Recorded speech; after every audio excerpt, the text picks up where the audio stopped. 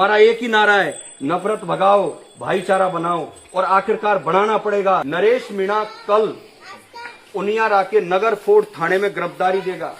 मैं पूछना चाहता हूं कि नरेश मीणा का दोष क्या है? क्या नरेश मीणा का सिर्फ ये दोष था कि वो पिपलोदी के जो बच्चे मारे गए थे, स्कूल की छत गिर गई थी, उन बच्चों के लिए वो धरने पर जाकर के बैठ गया? इसलिए क्या नरेश मीणा का ये दोष था? मैं अंता के चुनाव में उसके साथ था, अंता के चुनाव में साथ था।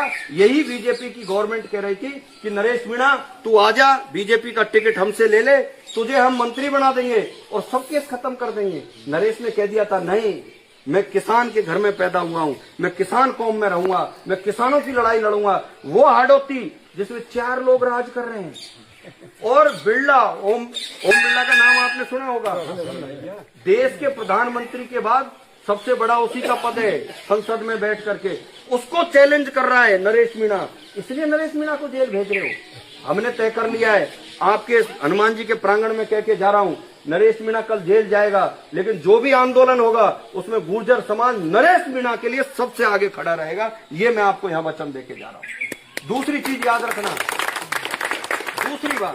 दूसरी जो सबसे बड़ी बात है, मेरा मीणा भाइयों से भी हाथ जोड़ करके निवेदन है, सर्व समाज के लोगों से भी हाथ जोड़ करके निवेदन है, एकमात्र व्यक्ति है वो, क्योंकि नरेश मीणा वो व्यक्ति है जो सचिन पायलट के बाद गुर्जर मीणाओं का जो आरक्षण मुद्दा हुआ, उसके विवाद जब नेताओं ने फैलाया अपने रोजगार पाने के लिए, उन नेताओं के बाद सचिन पायलट एकमात्र नेता था जिन समाजों को जोड़ के रखा। और उसके बाद अगर किसी आदमी ने समाजों को जोड़ने की बात की तो वो नरेश मीणा था।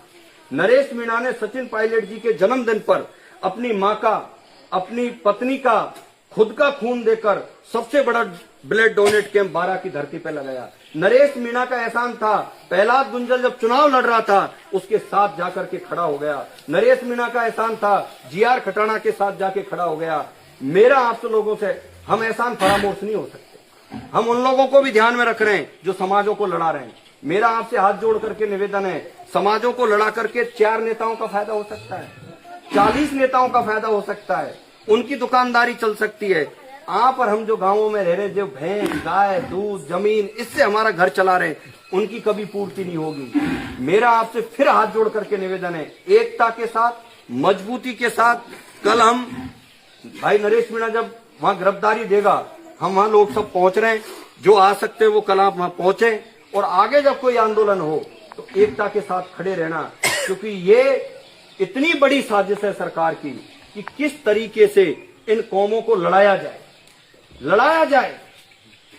बताओ, आप पानी के मुद्दे पे ही लड़ा रहे हैं और नहीं तो। और इनको पता है, मैं तो खुला कहता हूं, इनको पता है कि कहीं ऐसा नहीं हो जाए कि 2028 का चुनाव आए, दोबारा से सरकार आ जाए कहीं कांग्रेस की, गलती से सचिन पायलट सीएम नहीं बन जाए, क्योंकि पूर्वी राजस्थान में गुर्जर मीणा भाईचारा जो है, एक गांव में रहते हैं, पड़ोसी गांव में रहते हैं, सड़क जाएगी तो 4 गांवों में निकलेगी तो 2 गुर्जरों के, मीणाओं के होंगे, स्कूल बनेगा तो इनके होंगे, कॉलेज बनेगा तो इनके होंगे। नफरत पैदा कर दी इन लोगों ने। हम इस नफरत के साथ ही नहीं। हमारा एक ही नारा है, नफरत भगाओ, भाईचारा बनाओ और आखिरकार बनाना पड़ेगा, नहीं तो ये लोग ऐसे राज करते रहेंगे। पूरे हिंदुस्तान में एकमात्र एमएलए कमरलाल मीणा जो अंता से जेल में डाला गया था, एकमात्र एमएलए। बताओ आप, ये कौन सी दुश्मनी थी? एक एमएलए कमरलाल मीणा, जिसका उपचुनाव हुआ था दोबारा, वही मिला जेल में। और अब दोबारा से अगर नरेश मीणा ने क्या बुरा कर दिया था? नरेश मीणा ने यह कहा था कि भाइयों को मैं लड़ाने में साथ नहीं हूं, पानी चाहिए मैं चला जाऊंगा, हाथ जोड़ के ले आऊंगा। अगर नरेश मीणा पांचना के बांध के मुद्दे पर बोल जाता तो जेल नहीं जाता। क्या चाहते हैं ये लोग? आखिरकार लड़ाना ही वही नेता होंगे क्या? हम इसके साथ ही नहीं है।